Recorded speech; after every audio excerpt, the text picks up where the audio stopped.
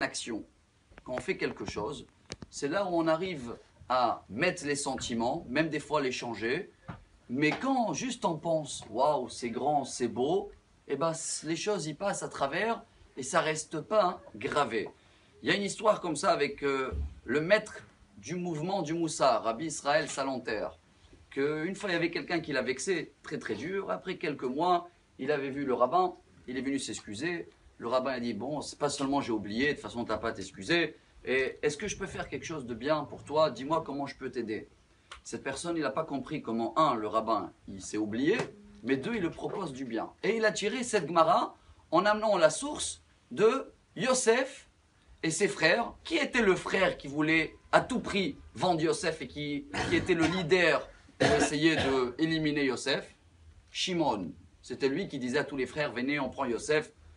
Et après, quand les frères ils sont venus, qu'est-ce qui est marqué dans la Torah? Vaikach Yosef et Shimon, vayesor oto le'ainehem. Il a mis Shimon en prison devant ses yeux. Pourquoi devant leurs yeux? Parce que dès qu'ils sont partis, il a sorti Shimon, il a donné une bonne douche, une bonne nourriture pendant toutes les journées où il était dans la prison, parce que Yosef, il savait qu'il faut qu'il fasse une action, quelques actions, pour, ça y est, oublier cette haine un petit peu qu'il pouvait avoir.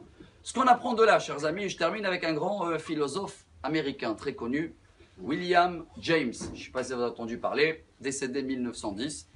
Bon, je ne me rappelle pas le jour parce qu'il n'y a pas d'Iloula pour lui. Mais lui, il a prouvé un grand message dans la vie. Les sentiments, sentir les choses, c'est très dur de jour au lendemain de les changer. Mais quand on commence à faire des actions, eh ben, les sentiments ils commencent à changer. Et il a prouvé, quelqu'un qui est triste, eh ben, qui va sourire par force.